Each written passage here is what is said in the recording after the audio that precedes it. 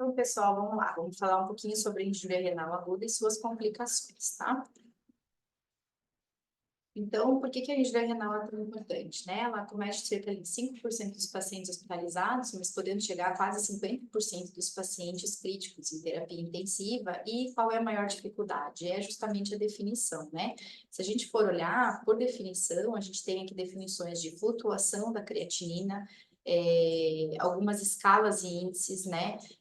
Variação em relação ao basal ou das últimas 24 horas, fórmulas, biomarcadores precoces, mas e aí, o que que a gente realmente usa efetivamente, né?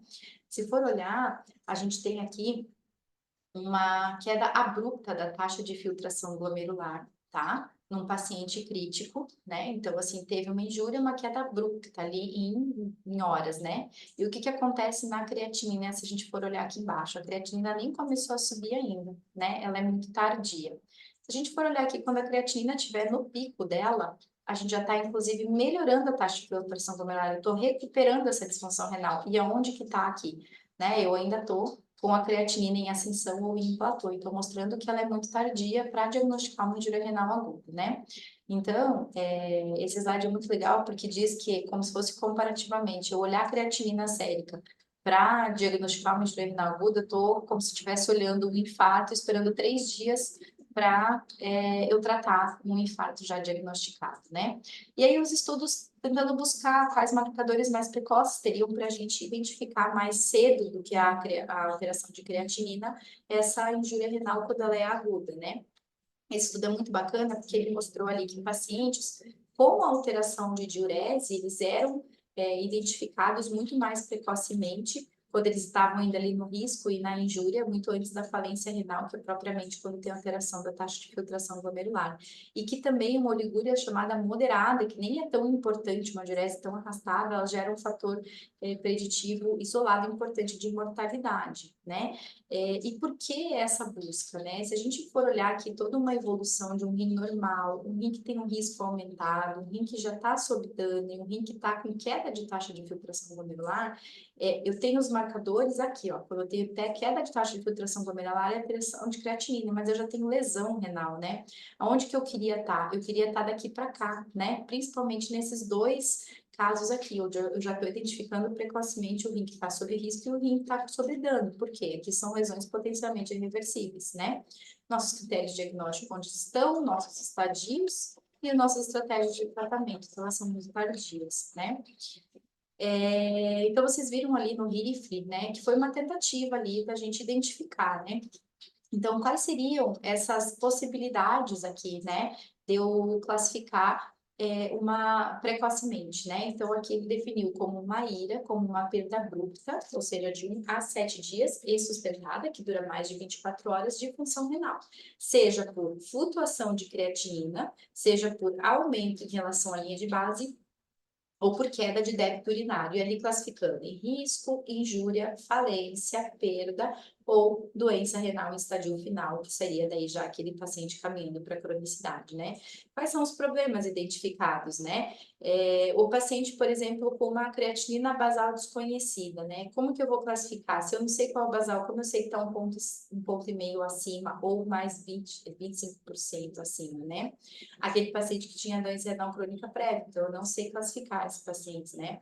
Vamos pensar um paciente cardiopata que comecei a descompensar de hipervolêmica, eu estou usando diurético, eu vou ter confusão nesse débito urinário e não necessariamente ele é um débito normal, né? E também porque foi visto que pequenas variações da creatinina, não 25%, mas muito menos do que isso, já eram marcadores de maior mortalidade, tá? Então, pensando em otimizar isso, surgiu uma segunda nomenclatura, que é o AKIM, né, que foi, na verdade, um RIFLE modificado. Então, o que que ele fez? Ele tirou os 3 últimos estágios ali, de perda e doença renal crônica, né, mudou só para a classificação 1, 2, 3, em vez de letras em estadios, né, e colocou variações mais menores, né, de creatinina como critério, tá? Mantendo ainda o critério aqui de débito urinário, tá? Mas, e aí, se eu tenho duas classificações, então vamos comparar elas, né? Então, vamos pegar os mesmos pacientes, tá? E vamos classificar eles pelo AKIM e pelo RIFLE, vamos ver qual delas que classifica melhor o paciente, né? todos os pacientes aqui, independente de qual das classificações, tiveram a mesma mortalidade hospitalar, então elas se mostraram parecidas com relação à mortalidade, mas mostrou-se muito diferente na categorização do paciente. Então, a gente mostrou aqui que o Rifle não conseguiu detectar 9% dos pacientes que já estavam sob injúria renal aguda, que foram detectados pelo Akin. Mas o Akin também não detectou 27% dos casos detectados pelo Rifle. Então, teoricamente, eles seriam complementares. Então, eu teria que usar as duas nomenclaturas. Pensando nisso, em 2012, e é o que a gente tem até hoje, o CADIGO, né, ele tentou juntar o Rifle e o Akin nessa melhor escala, né? Então, ele continuou com o estadio 1, 2 e 3, continuou com os débitos, variações de débito urinário ali de 6 a 12 horas, né? Com intervalos aqui cada vez mais restritos, inclusive a anúria, tá? E com relação à creatinina, então ele usou variações menores em relação à creatinina de base sustentadas por 48 horas, ou um aumento de 1,5 em relação, ou seja, dobro, né, praticamente da linha de base, persistindo por 7 dias, ou uma queda do volume urinário em 6 horas. Esse paciente já pode ser classificado como uma injúria renal aguda. Tá bom, se eu sei diagnosticar, eu preciso agora pensar na etiologia para eu saber tratar, né? Se eu conseguir identificar o paciente que está sob injúria, agora eu tenho que identificar que motivo levou àquela injúria para eu poder tratar esse paciente, né? Então, se eu for pensar, eu tenho 3 causas básicas aqui. Então, eu tenho a causa pré-renal, ou seja, tudo que leva antes do rim, né? Então, principalmente alterações que alteram a hemodinâmica, né? Chegou menos fluxo de sangue para o rim, eu tenho uma causa pré-renal, seja ela por hipovolemia relativa ou absoluta. Se eu tenho tudo após a saída da urina, do ureter para fora, eu tenho uma etiologia pós-renal. Aqui o principal é a obstrução, né? Mas eu ainda tenho daí a parte mais difícil, que são as etiologias intrínsecas dentro do rim. Por quê? Porque elas podem ser de várias classificações, daqui a pouco nós vamos ver elas, tá? Então, primeiro pensando aqui na injúria renal aguda pré-renal. Então, eu diminuí a perfusão glomerular, ou seja, chegou menos fluxo de sangue para o rim, ou seja, eu tive uma alteração hemodinâmica, tá? Causas mais comuns são essas de injúria renal aguda, correspondendo a quase 50% dos casos, ou seja, eu tenho realmente uma queda do fluxo sanguíneo arterial efetivo no rim. E daí o que acontece, né? Se eu tô chegando menos volemia, o que o rim quer? Ele quer aumentar a circulação de sangue para ele. O que ele vai fazer? Vai começar a reabsorver tudo que ele pode, vai começar a reabsorver só de água no túbulo contornado proximal, não vai deixar sair água na alça de Henle, vai chegar menos sódio no túbulo distal. Lá no ducto coletor, a gente vai ter ativação do sistema renina-angiotensina-aldosterona, retendo mais sódio, e a gente vai ter ativação do hormônio antidiurético, retendo mais água, e aqui também um pouquinho de urêmia, tá? Então, se eu for pensar, eu posso fazer um cálculo, né, da fração de excreção de sódio. O que eu teria? Eu teria o sódio na urina e no sangue sobre a creatinina na urina e no sangue, mas se eu tenho essa fração bem baixinha, ou seja, eu estou excretando o mínimo possível, quer dizer que eu estou retendo tudo. Quer dizer que eu tenho um quadro de uma pré-renal instaurada. Se eu tenho uso de diuréticos, a gente sabe que esses mecanismos estão comprometidos, a depender do local onde o diurético está tendo sua ação. Então, eu posso substituir pela fração de excreção diurética, tá? Quais são as causas? Então, vocês já entenderam, né? Tudo que causa alteração hemodinâmica. Hipotensão, depressão, seja ela por hemorragia, por sangramento, por diarreia, por vômito, por queimadura. Quando eu tenho um paciente que pode até estar hipervolêmico, como cirrótico, por exemplo, mas ele tem uma queda no que eu chamo de volemia arterial efetiva, ou seja, a volemia que realmente está perfundindo os órgãos, ou um paciente com um choque séptico, né, que eu tenho realmente uma ativação de todos os vasoconstritores, então está chegando menos fluxo de sangue no rim. Todos esses mecanismos, como eu falei, que fazem vasoconstrição renal, então um paciente cardiopata, séptico, em uso de Ecobral ou anti-inflamatório, né? Ou um paciente ali com uma síndrome compartimental, que esse aumento da pressão intra-abdominal pode causar um dano isquêmico.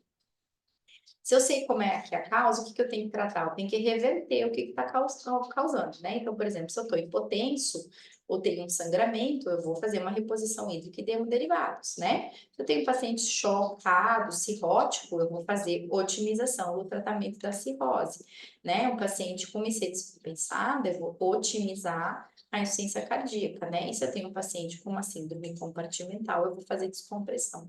Então, aqui ficou rápido. Uma vez que você sabe diagnosticar a etiologia, ficou mais fácil pensar em tratamento, né?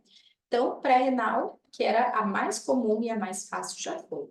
Agora, vamos pensar na segunda mais comum, que é a pós-renal, né? O que seria a pós-renal? Ou seja, uma obstrução à saída de urina, né? Uma obstrução ao fluxo urinário. Então, o que seriam as principais causas?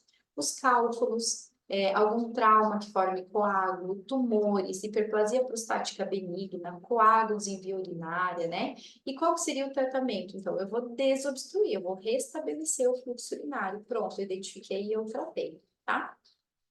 E deixamos por último aqui a parte um pouquinho mais complexa, que é a parte renal. Por quê? Porque ela pode se dividir em causas vasculares, ela pode se dividir em causas glomerulares, ela pode ter causas de interstício e ela pode ter causas tubulares, sendo essas tanto isquêmicas quanto tóxicas. Então, vamos ver um pouquinho delas, né? Então, tudo que vai causar alteração hemodinâmica, opa, estou pensando lá na pré-renal, né? Sim, tudo que vai causar alteração hemodinâmica pode fazer aumento dos agentes vasoconstritores e diminuição dos vasodilatadores. Então, eu vou ter uma redução do fluxo sanguíneo intrarrenal, né? Isso vai diminuir o meu coeficiente de ultrafiltração glomerular. E essa vasoconstrição intrarrenal também, né? Eu também vou ter, por exemplo, no caso séptico, eu vou ter uma lesão endotelial. Essa lesão endotelial vai fazer um edema celular, ativar neutrófilos, fazer um dano do metabolismo celular e pode fazer também trombose microvascular, tá? E na sepse, né? Eu falei que a sepse é muito importante como causa de ira renal e ela tá responsável pelos outros 50% dos episódios de ira hospitalar. Então, peraí, eu tenho quase metade fazendo pré-renal e a outra metade fazendo sepse, mas a sepse também faz uma pré-renal, né? E além da pré-renal, por quê? Porque eu tô com o paciente lá com todos os mecanismos vasoconstritores ativados, vasodilatadores reduzidos e com lesão endotelial, né? Eu tenho um dano túbulo intersticial também pela sepse, pelos marcadores de inflamação, eu tenho alterações hemodinâmicas de perfusão, eu tenho inflamação, disfunção epitelial endotelial, eu tenho estresse oxidativo e tenho resposta imune. Então, por isso que a ira da sepse ela é extremamente complexa, né? E se eu for falar do anti-inflamatório, cheguei a dizer ali que o anti-inflamatório também é uma causa de injúria renal aguda, e agora vocês vão entender o porquê, né? O que faz o anti-inflamatório? Né? Então, originalmente eu tenho lá a ciclooxigenase 1 e 2, fazendo síntese das prostaglandinas homeostáticas, que vão fazer vasodilatação, vão diminuir resistência vascular renal, melhorando a perfusão renal. O que eu tenho anti-inflamatório? Ele vai inibir as prostaglandinas homeostáticas. Então, em vez de vasodilatação, vou ter vasoconstrição, vou ter um aumento da resistência vascular renal e vou diminuir a perfusão renal. Então, quando eu uso contínuo e a longo prazo, ou um uso frequente num rim já com dano, ele é deletério, né? Além disso, essas prostaglandinas homeostáticas, elas retêm água e sódio, né? O que vai diminuir mais ainda a perfusão renal, fazendo essa vasoconstrição e uma injúria renal por isquemia medular. E o contraste iodado, né? Muito se fala ali do contraste iodado, eu gostaria de especificar ele aqui com vocês. O que o contraste faz? Ele faz imediatamente, quando ele entra em contato com a luz do túbulo renal, ele faz um dano citotóxico direto, que a gente chama, né? Então, ele vai fazer vaporização e morte celular dessas células tubulares, tá? E, secundariamente, ele também vai ativar radical aqui oxidativo, fazendo aumento do estresse oxidativo, também levando à morte celular. Então, aqui vocês entendem, por exemplo, como é que eu evito uma lesão renal pelo contraste. Ora, eu vou expandir o paciente com volume, eu vou deixar ele hiperidratado, por quê? Eu vou garantir um fluxo urinário grande, rápido aqui, então eu diminuo o tempo de contato do iodo com a superfície da célula do túbulo, né? E além disso, eu vou fazer N-acetilcisteína, que nada mais é do que um antioxidante, né? E eu vou tentar inibir esse estresse oxidativo aqui. Então, se eu já sei o diagnóstico, então eu já sei definir se eu tenho uma injúria renal aguda, né? São lá pelos critérios do CADI. Eu já sei classificar se ela é uma pré-renal, uma renal ou uma pós-renal. Como é que eu vou fazer para identificar principalmente as causas, né? Qual que seria aqui a nossa abordagem diagnóstica, né? Então, eu preciso saber uma história clínica detalhada do paciente, eu preciso entender tudo o que aconteceu nos últimos 10, 15 dias de vida desse paciente, seja internado ou seja ambulatorial, né? Quais são as comorbidades que ele tem e como elas têm se comportado, né? Se esse paciente fez alguma cirurgia, se teve alguma intercorrência intraoperatória, é muito comum fazer sangramentos e hipotensões intraoperatórias que nem sempre são relatadas, né? E a gente vai ver 2, 3 dias depois uma alteração de função renal. Os eventos que aconteceram nesse internamento, né? Como é que está o status volêmico do paciente de urese? Por exemplo, o paciente chegou depletado e eu hidratei, agora ele está ótimo, mas ele estava depletado, né? Como eu falei, a gente está vendo tudo tardiamente. Se esse paciente usou medicações nefrotóxicas ali, como o iodo, ou até algumas medicações, né? E se esse paciente fez procedimentos radiológicos. O exame de imagem, ele é obrigatório? Não, o exame de imagem não é obrigatório, tá, gente? Mas ele me ajuda a, por exemplo, a excluir se eu tenho uma dúvida se esse paciente tem uma obstrução, ou seja, uma etiologia pós-renal. Ele me ajuda a avaliar naquele paciente que eu não sei se ele tem uma doença renal crônica basal, porque ele não sabe muito bem seu histórico. Mas esse paciente está lá com uma creatinina de 1,5, eu já melhorei tudo, ele está ótimo para alta e essa creatina não melhora. Será que ele já não é um paciente que tem alteração de parênquima, né? Uma perda de diferenciação ali córtico-medular, ou seja, ele já tem um componente doente renal crônico de base, né? E claro, aqui os exames de laboratório, tá? Lembrar também que na ira pré-renal, lembra que é um rim competente, o rim tá bom, o que eu tenho só é uma diminuição de fluxo sanguíneo para esse rim. Então, esse rim, ele tá com todos os seus mecanismos ativados. Então, é um sistema que tem um sistema tubular tá hiperativo, ele tá reabsorvendo tudo que ele pode, tá? E uma dica aqui da nefrite intersticial, a presença de eosinofilúria. Se ela está presente, a gente pensa em nefrite intersticial. Se ela não está presente, ela não exclui, tá? E se a gente for pensar nessa tabelinha, ela parece difícil, um decoreba, mas ela é muito fácil. Na verdade, eu vou pensar assim, osmolaridade urinária, né? Se eu quero diferenciar uma ira pré-renal que não evoluiu ainda para uma NTA, né? Então, se eu tenho uma ira pré-renal, eu tenho um rim competente, né? Então, o que que eu tenho de absorção nessa minha urina? Estou absorvendo toda a água e todo o sódio. Como é que essa urina vai estar extremamente concentrada? Então, a osmolaridade vai estar alta, né? Se eu já começo a ter uma NTA instalada, eu já não estou mais concentrando adequadamente, vou começar a diluir minha urina, apesar de precisar dessa retenção. Sódio urinário é a mesma coisa, né? Na pré-renal, eu falei que a gente está absorvendo tudo que a gente pode, né? Então, o sódio urinário vai estar baixo, ou uma fração de excreção de sódio baixo, ou uma fração de excreção de ureia baixa. E se a gente quiser fazer isso aqui, é muito legal, a gente pode até fazer ureia e creatinina, a gente tem todo dia dosado no paciente, né? Dosar sódio urinário, eu preciso de uma urina de 24 horas, às vezes demora um pouquinho mais. Mas, por exemplo, eu tenho uma ureia e uma creatinina, eu vou dividir uma pela outra. Ora, ureia em cima, creatinina embaixo, né? Se eu tenho uma ira pré-renal, o que que acontece com a creatinina? Ela tá meio normal ainda, né? Porque ela é tardia.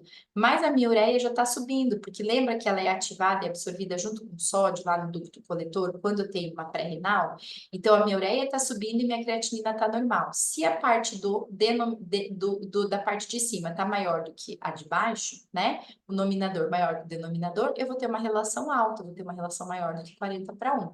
O contrário, começou a subir creatinina e minha ureia está estável, essa relação cai, ou seja, eu já tenho uma NTA instalada, tá? E assim por diante. Então, é só entender esse gráfico. E aqui também vocês vão entender como é que a gente trata, né? Então, como é que a gente trata? Primeiro, eu vou prevenir, né? Eu vou tentar identificar o paciente que está sobre aquele fator de risco, né? Então, a identificação precoce e a prevenção são os principais tratamentos aqui, né? Para aquele paciente que eu não consegui evitar ou que eu cheguei tardiamente, muitas vezes, se esse rim entrou em falência, eu já vou ter que lançar a mão no suporte dialítico, né? Então, lembrar sempre que a creatinina é um marcador muito pouco sensível da função renal, tá? Eu sempre tenho que otimizar as condições clínicas do paciente, uma hipotensão persistente, eu estou persistindo que eu estou fazendo o meu dano, né? Assegurar o adequado volume intravascular, sempre uma PAM acima de 80, um hematócrito acima de 30, tá? E se o paciente está ali sobre um choque, por exemplo, eu posso até lançar mão de medidas mais invasivas como drogas vasoativas, tá? Sempre, ao máximo, evitar as drogas nefrotóxicas e, quando usá-las, corrigir de acordo com a função renal, né? Nunca usar o diurético para prevenção de nefrotoxicidade ou para induzir diurese, exceto se haver hipervolemia, tá, gente? Então, o diurético só serve se eu tenho excesso de volume, né? Não para aquela diurese que está arrastada.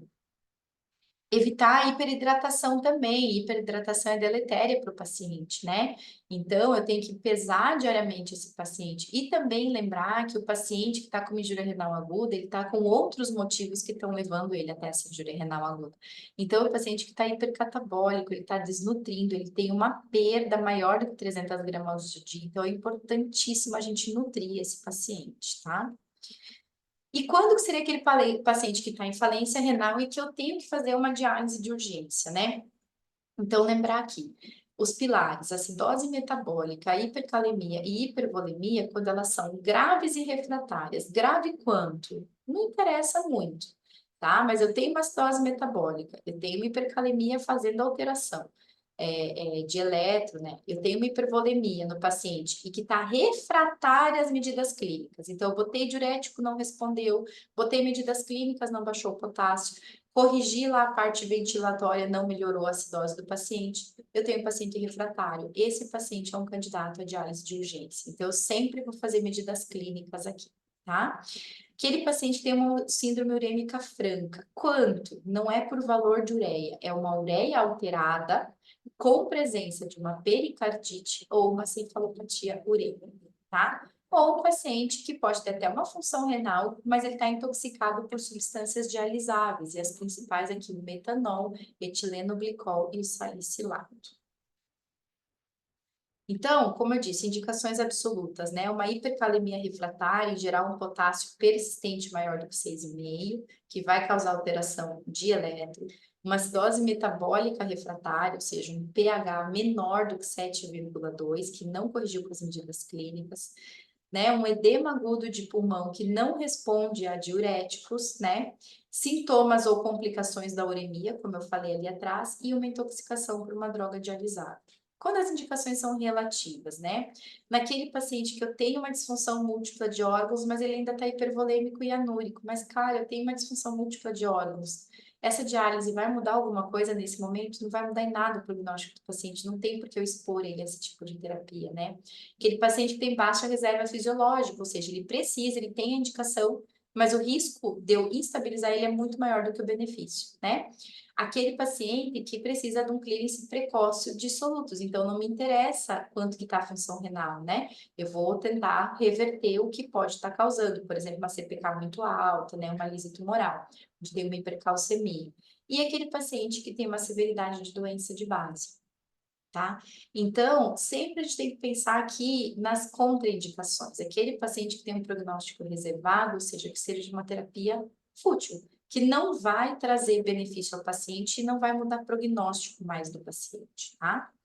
E aí, tem sempre essa discussão, principalmente entre o nefrologista e o intensivista, se a gente pensa assim, vou fazer precocemente ou tardiamente, né? Tudo tem seu risco, seu benefício. Quais são as vantagens de eu fazer precocemente? Eu vou corrigir o balanço hídrico, né? Naqueles pacientes, principalmente que estão anúricos ou refratários ao diurético. Eu vou ter o melhor controle dos distúrbios hidroeletrolíticos e ácido básico. Eu vou ter uma remoção precoce de toxinas dialisáveis. E eu posso ter também as desvantagens, né? Então, eu tenho que passar um acesso venoso central, que eu posso ter a própria complicação lá, um pneumotórax, né, um acidente de punção, ou é um paciente que tem um acesso invasivo, ele pode estar mais propenso a fazer infecções, né? Eu tenho os traumas da própria diálise, então pensem, eu vou ligar o paciente a uma circulação que vai tirar 300 ml de sangue do paciente em 1 minuto. Então, eu estou fazendo praticamente uma circulação extracorpórea nesse paciente. Então, eu posso ter os traumas decorrentes da própria diálise, como hipotensão, arritmia, fazer clearance de antibiótico, né, gente? Então, na hora que o paciente séptico, eu acho que eu estou tratando ele, e a diálise está removendo o antibiótico do paciente, tá? E também por quê? Porque esse paciente, para não trombosar todo esse sangue lá na máquina, eu preciso anticoagular esse paciente. E aí eu aumento o risco de sangramento também desse paciente. Então, tem que ser muito bem ponderado entre o paciente que realmente precisa e que vai inferir mudança de conduta ou de prognóstico para o paciente, tá? E essa figurinha é bacana para vocês entenderem o porquê que isso é tão importante. Por que é tão importante eu diagnosticar o paciente quando ele está ainda sob risco e não mais só, né, claro, tratar, correr atrás do prejuízo quando ele já entrou em falência renal. Vamos pensar assim, isso aqui é um dado americano, né, mas vamos ter como uma ideia aqui, né? Então, aqui, os pacientes, todos os pacientes internados nessa instituição, nesse estudo, 20% tiveram algum grau de injúria renal aguda. Desses 20%, só 2% entraram em falência. Isso é um número bem pequeno, não é a nossa realidade, tá? Mas vamos pensar desses 2% que entraram em falência renal e precisaram de diálise, tá? Quase 50% aqui, uma média, já não sobreviveu. Então, uma mortalidade de 50%, né? Daqueles que sobreviveram, o que aconteceu com eles, né? Daqueles que sobreviveram, grande parte teve uma recuperação de função renal, ok, mas quase todos ficaram com algum grau de doença renal crônica, tá? E desses que não recuperaram, que permaneceram ali em tratamento dialítico, em curto prazo, metade também sobreviveu, não sobreviveu, ou seja, teve uma mortalidade mais tardia, já no pós-alto, tá? E desses que sobreviveram, quase 80% ficou em falência renal em tratamento dialítico, né? Então, para entender o quanto isso aqui é muito impactante e muito importante, tá? Eu vou disponibilizar a leitura complementar desta matéria, tá? Então, é importante, isso aqui é só para a gente fazer um panorama geral, um panorama inicial dos principais conceitos que vocês precisam ter a respeito da injúria renal aguda e, claro, a leitura complementar, ela vai intensificar esses conceitos e também exemplificar melhor cada uma dessas considerações e dessas abordagens, né? Tanto ali de diagnóstico, quanto às etiologias, mas principalmente das estratégias terapêuticas.